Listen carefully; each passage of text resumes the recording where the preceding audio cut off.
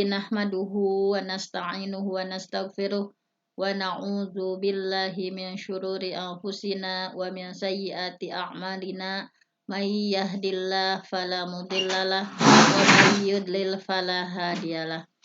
Asyhadu an la ilaha illallah wahdahu la syarikalah wa asyhadu anna Muhammadan abduhu wa rasuluhu alladzi la nabiyya ba'dah. Para ibu yang dirahmati oleh Allah Subhanahu wa taala, alhamdulillah di kesempatan subuh yang penuh berkah ini kita semua di waktu yang berkah ini diisi dengan sesuatu yang mulia ya, dengan tilawah dan selanjutnya ada kajian ya. Pada kesempatan kali ini kita akan melanjutkan tazkiyatun nafs yang kemarin gitu ya, bahwa persiapan Ramadan selain yang sudah saya sampaikan ada dengan bekal ilmu, kemudian kita memperbanyak taubat, kemudian memperbanyak memohon kepada Allah supaya dimudahkan dalam melakukan berbagai amal solih dengan doa-doa yang sering kita lantunkan. Allahumma ya Allah, inni as'aluka ya Allah, aku memohon kepadamu fi'alal khairat, dimudahkan untuk melakukan berbagai kebaikan, watar kal munkarat, dan ya Allah mudahkan kami untuk meninggalkan berbagai kemunkaran. Nah, setelahnya sudah disampaikan, sekarang kita akan lanjutkan ya pada kajian tazkiyatun nafs. Nah, mungkin kemarin sudah kita diskusikan mengenai bagaimana tazkiyatun nafs ini merupakan bagian dari cara gitu ya, cara mensucikan jiwa, bahwa dalam diri kita banyak sekali hal-hal yang buruk gitu ya, hal-hal yang buruk sehingga perlu tathir, perlu pensucian, perlu membersihkan diri dari berbagai penyakit yang pada akhirnya diri kita dihiasi ya dengan berbagai sifat baik atau takhallaqu bi akhlaqillah. Kita sering mendengar bahwa berakhlaklah sebagaimana akhlak Allah, seperti Allah Maha Rahim. Kita meneladani bahwa kita pun harus memiliki rasa kasih sayang, misalkan Allah Ghafur, Allah Maha Pengampun, dalam diri kita pun harus dihiasi dengan mudah memaafkan kepada orang lain dan lain sebagainya. Kemarin sudah dibahas diantaranya melalui zakat dan infak, itu adalah merupakan suatu amalan yang bisa membersihkan jiwa kita ya dari sifat dasar manusia yang kikir gitu ya, sehingga melalui zakat infak ini kita semua berusaha membersihkan diri kita dari berbagai kekurangan, khususnya dalam kekurangan dalam bakhil. Manusia memiliki sifat bakhil, maka melalui syariat zakat infak ini kita dilatih oleh Allah untuk menghilangkan rasa-rasa yang susah untuk berbagi dengan orang lain. Kemudian juga melalui sholat ya, bahwa ini juga proses tazkiyatun nafs, mensucikan diri dari berbagai kesombongan gitu ya, bahwa ketika kita sujud di hadapan Allah, kita mengikis berbagai rasa ujub, sombong, merasa tinggi di hadapan orang lain, kemudian merasa diri lebih tinggi kedudukannya dari orang lain dan lain sebagainya. Nah, mudah-mudahan melalui ritual sholat yang tiap hari kita lakukan betul-betul bisa tazkiyatun nafs, mensucikan jiwa kita ya dari berbagai sifat yang jelek tadi. Kemudian selanjutnya adalah, nah ini melalui saum, mudah-mudahan saum kita tahun ini gitu ya, kita mencapai derajat yang tertinggi, karena sebagaimana yang kita tahu saum itu ada 3 level ya, ada 3 tingkatan. Yang pertama saumnya orang awam, yang saumnya orang awam itu hanya bisa menahan lapar, bisa menahan haus, bisa menahan tidak berjima gitu ya. Hanya seperti itu saja, tetapi mudah-mudahan kita meningkat levelnya menjadi puasanya orang khusus yang bukan hanya menahan lapar, haus, dan berjima saja, tetapi puasanya orang khusus itu adalah menahan pendengaran kita, nanti tidak mendengarkan hal-hal yang tidak semestinya didengar gitu ya. Penglihatan kita, kita menahan penglihatan untuk melihat sesuatu yang tidak sesuai syariat, misalkan lisan kita, nanti mudah-mudahan Allah jaga saat saum itu tidak ada gibah, tidak ada gosip, tidak ada bohong, tidak ada mencaci orang lain, tidak ada menyebutkan ya sesuatu yang rofas, misalkan kalau bahasa Sunda mah jorang, misalnya engkau saum tapi nyaros teh jorang, misalkan tanya. Kemudian Allah pun membimbing kita untuk menahan tangan kita, kaki kita, seluruh anggota badan dari perbuatan dosa.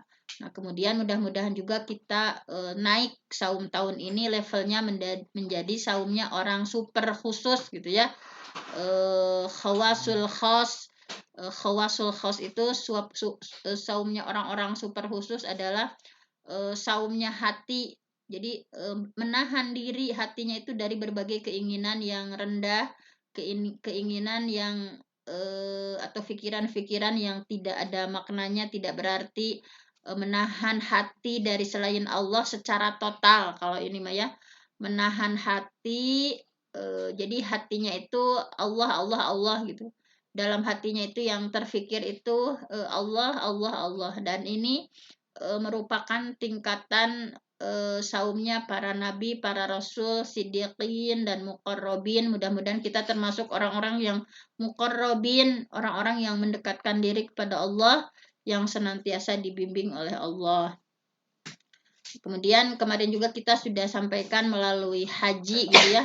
Ini juga merupakan bukti real seseorang yang melakukan haji itu adalah real kesucian jiwanya, bahwa dengan harta yang dia punya berkorban gitu ya, berkorban untuk berangkat ke Baitullah gitunya, ada di jalan Allah, melakukan syiar-syiar ubudiyah di sana dan sebagainya.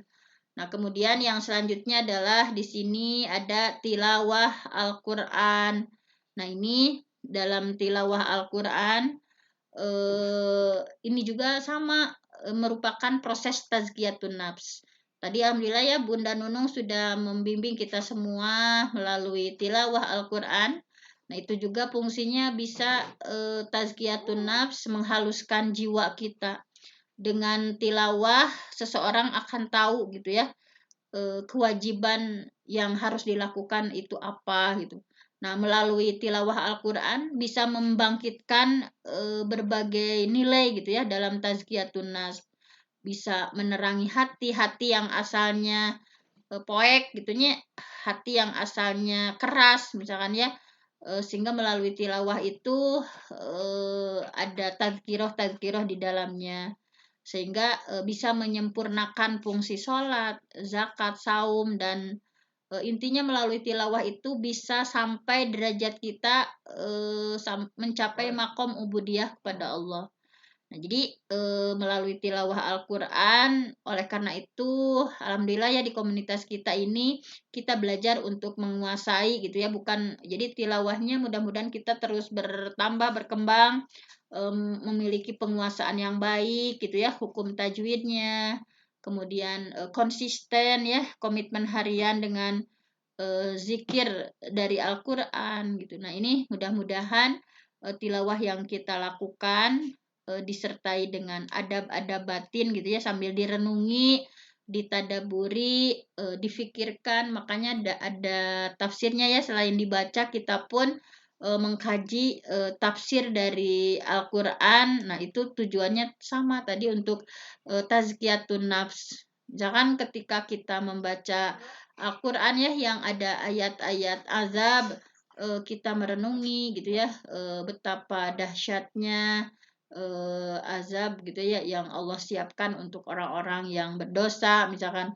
Kemudian ketika kita membaca ayat-ayat rahmat, timbul dari hati kita keinginan memohon kepada Allah supaya rahmat yang Allah yang ada di dalam Al-Qur'an itu kita pun sama-sama bisa untuk mendapatkannya. Nah, jadi mudah-mudahan tadi melalui tilawah Al-Qur'an yang senantiasa kita laksanakan ya di komunitas subuh ini, mudah-mudahan tadi bisa membersihkan ya kotoran-kotoran yang ada dalam hati kita, karena tilawah itu isi Al-Qur'an itu kan syifa ya, syifa obat untuk apalagi hati kita yang sering mengeras gitu ya. Terkadang kita baca Al-Qur'an tetapi tidak ada asar gitu ya. Tidak ada asar artinya tidak ada pengaruh gitu ya, tidak ada pengaruh. Mudah-mudahan kita senantiasa bertambah level kita misalkan sebagaimana dalam surah Al-Anfal ketika dibacakan ayat Allah itu wajilat hati kita bergetar seperti para sahabat seperti Rasulullah gitu ya ketika membaca ayat Al-Qur'an itu betul-betul wajilat qulubuhum bergetar hatinya, ada sesuatu yang apa berefek berpengaruh dalam hati kita gitu ya kita memohon kepada Allah dari tilawah yang kita lakukan itu intinya bisa melunakkan hati kita bisa membersihkan jiwa kita karena sebagaimana yang saya sampaikan bahwa hati kita itu senantiasa mengeras karena dosa-dosa yang kita lakukan. Kita tidak betah berlama-lama tilawah Al-Qur'an karena terhalang oleh noda dan dosa yang sering kita lakukan. Misalnya kalau para sahabat itu kan seperti yang saya bilang bahwa mereka itu paling males teh sajud sehari itu satu juz gitu ya paling males gitu.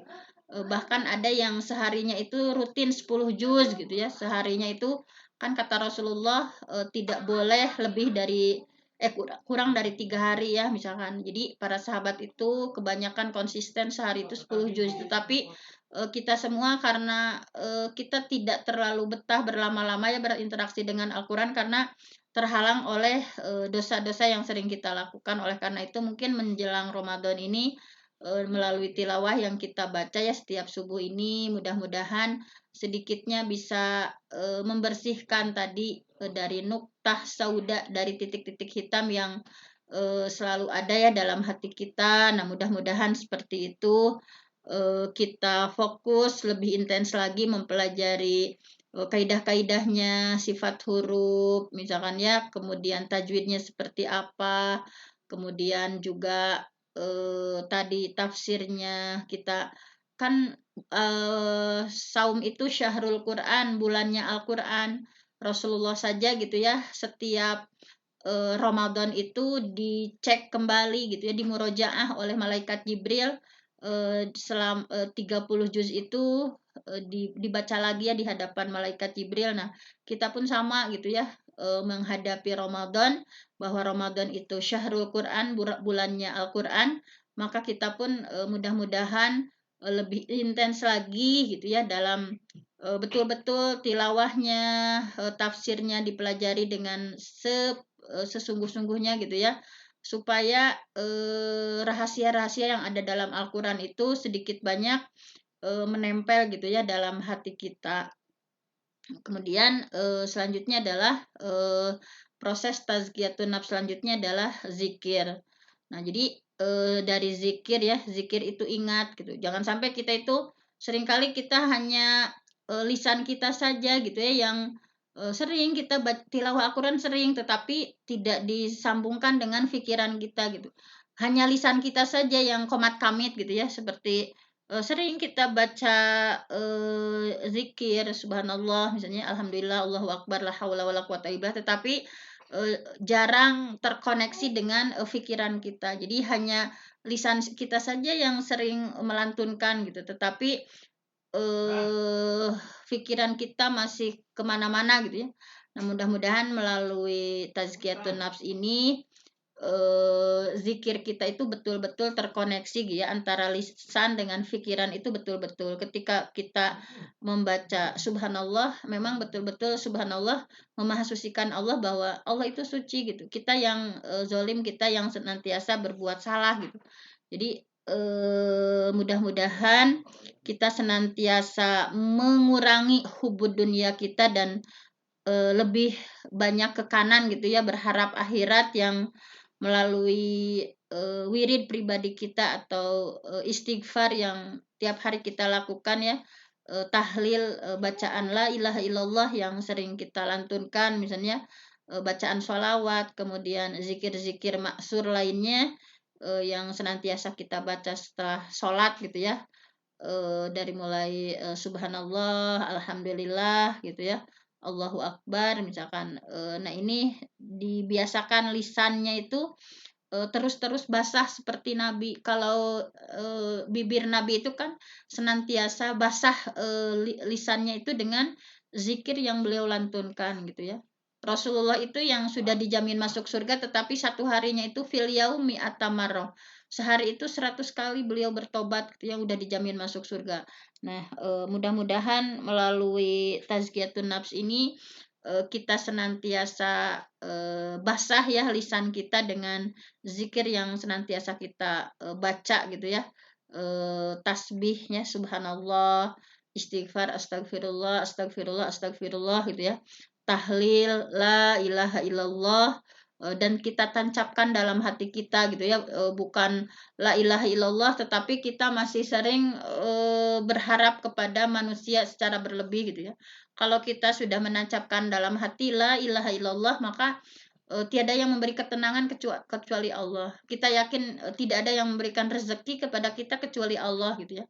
Kita yakin tidak ada yang menyembuhkan penyakit kita kecuali Allah. Tidak ada yang memberikan solusi kebingungan kita kecuali Allah gitu. Jadi dan takbir juga. Takbir itu kan Allahu Akbar, bahwa Allah lah yang besar gitu. Kita manusia itu kecil, tidak berhak untuk sombong gitu, bahwa masalah keduniaan apapun terkadang kita senantiasa memikirkan dengan penuh gimana gitu ya. Kalau kita sering membaca Allahu Akbar, bahwa hal di dunia itu semuanya kecil gitu. Kita jangan terlalu pusing dengan memikirkan hal-hal keduniawian gitu, bahwa yang harus diakbarkan itu, dianggap besar itu hanya Allah gitu. Terkadang kita pusing dengan apa, ekonomi kita yang masih kekurangan gitu ya, kita senantiasa bersedih misalkan dengan apa, jadi kita selalu menganggap besar hal-hal yang tidak semestinya dianggap besar. Makanya dengan sering membaca Allahu Akbar itu kita mengecilkan gitu ya, hal di dunia itu kecil gitu. Kenapa sih kita terlalu pusing misalkan, ya Allah ini begini, ini belum selesai, ya udah aja misalkan kita kembalikan bahwa Allah yang maha besar, sesuatu yang kita alami dalam keseharian itu semuanya kecil gitu. Masalah dunia itu semuanya kecil. Kita jangan terlalu memikirkan di mana gitu ya, sampai ke stres misalkan, sampai gimana. Dan juga hauqalah gitu ya. La haula wala quwata illa billah, bahwa tiada daya dan upaya kecuali pertolongan Allah gitu. Kita tidak mungkin bisa melaksanakan sholat 5 waktu, itu adalah pertolongan Allah. Kita tidak bisa melakukan berbagai kebaikan, itu adalah semuanya pertolongan Allah. Nah itu ditambah lagi ya tadi dengan sholat, ibadah dan amalan lain gitu. Mudah-mudahan hati kita menjadi lebih bersih menghadapi Ramadan ini dengan tadi ya sarana-sarana tazkiyah yang saya sampaikan. Kemudian kita pun bertafakur ya, bertafakur bahwa begitu Allah itu maha kuasa gitu, begitu langit yang kokoh, kemudian subhanallah ya, siang malam berganti dengan tertib, kemudian kita tahu bahwa betapa gitu ya, betapa Allah itu betapa kuasa gitu ya, dengan sangat sempurna mengatur alam raya ini ya, jagat raya ini. Misalkan seperti yang pernah saya sampaikan bahwa kita bisa menghirup udara bersih ini berkat gitu ya adanya air laut yang subhanallah seandainya saja air laut dan air tawar menyatu gitu ya, nggak mungkin pastinya gitu ya semuanya akan terasa bau bangkai gitu nya mun teu aya cai laut, tetapi subhanallah kemahakuasaan Allah segala sesuatu itu berimbang gitu nya di dunia itu gitu. Nah ini kita semua harus memikirkan gitu ya. Tafakkaru fi khalqillah. Kita harus sering bertafakur tentang penciptaan Allah gitu ya.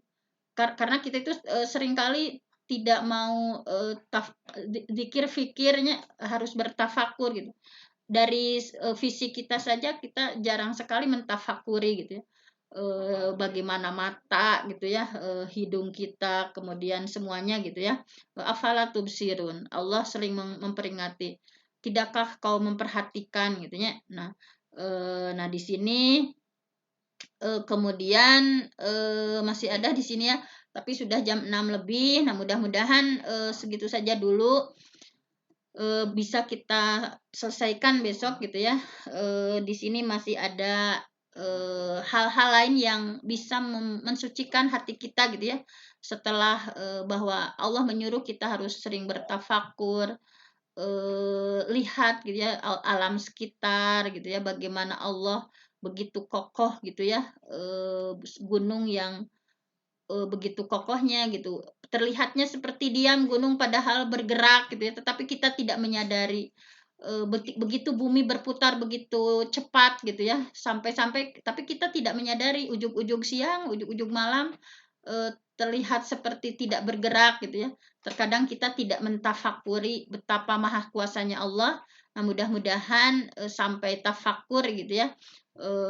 Tazkiyatun nafs, pensucian diri kita lebih bersih lagi hati kita ya, khususnya saya sendiri, hati saya yang sering keras gitu ya, hati saya yang kotor gitu ya, bahwa sangat sulit untuk sholat khusyuk, bahwa sangat sulit untuk bisa konsistennya ngaos teh hoyong nate rurusuhan wae gitu, untuk menamatkan sehari satu juz saja itu sangat sulit gitu ya, perlu perjuangan yang kalau hati kita bersih, mudah-mudahan dalam tazkiyatun nafs ini, pensucian jiwa kita ini, Allah senantiasa membimbing hati kita menjadi hati yang qalbun salim, hati yang selamat, hati yang bersih, yang bisa menangkap berbagai kebaikan gitu ya. Mungkin untuk selanjutnya akan kita lanjutkan besok. Mudah-mudahan ada manfaatnya, khususnya bagi saya sendiri, umumnya bagi kita semua. Aku qauli hadza wa astaghfirullah li wa lakum. Wassalamualaikum warahmatullahi wabarakatuh. Waalaikumsalam Waalaikumsalam warahmatullahi wabarakatuh. wabarakatuh. Jazakillah khairan katsira kepada Bunda Penti yang telah memberikan tausiahnya kepada kita semua terkait tazkiyatun nafs ya, persiapan untuk melaksanakan ibadah saum nanti. Mudah-mudahan pada pelaksanaan ibadah saum nanti kita mendapatkan kekuatan, ketaatan kepada Allah Subhanahu wa taala, bisa menjalankan sesuai dengan aturan-aturan agama yang sudah ditetapkan. Bapak Ibu yang dirahmati Allah Subhanahu wa taala, kajian pejuang subuh ini selesailah sudah rangkaian ini. Untuk menutup kajian pagi ini, mari kita tutup dengan membaca doa kafaratul majelis ya. Bismillahirrahmanirrahim. Allahumma wa bihamdika asyhadu an la ilaha illa anta Astaghfiruka wa atubu ilaik. Rabbil alamin. Saya sebagai moderator ya, dan tadi mengawali tilawahnya, barangkali ada kesalahan kehilafan mohon dimaafkan. Billahi taufiq wal hidayah. Wassalamualaikum warahmatullahi wabarakatuh. Waalaikumsalam warahmatullahi wabarakatuh. Terima kasih, mohon izin live nih, mau siap-siap. Jazakillah khairan katsira. Terima kasih saya haturkan kepada Bunda Penti yang telah menyampaikan materi tentang tazkiyatun nafs. Begitu pula dengan Bu Hajah Nunung yang telah memimpin bacaan Al-Quran. Mudah-mudahan Allah memberikan pahala dan kebaikan untuk Bunda Hajah Nunung dan Bu Fenti. dan Allah menerima amalan kita semua. Amin ya rabbal alamin. Mudah-mudahan kita yang semua yang hadir di Zoom ini selalu ada dalam lindungan dan rahmat Allah Subhanahu wa taala.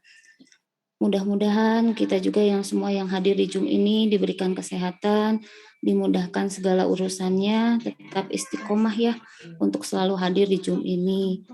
Saya selaku host mohon maaf atas segala kekurangan dan kehilapan. Semoga Allah mengampuni kesalahan kita semua. Yang benar datangnya hanya dari Allah Subhanahu wa taala. Mohon maaf apabila di dalam share screen tadi ada mungkin kesalahan penulisan ya, seperti tadi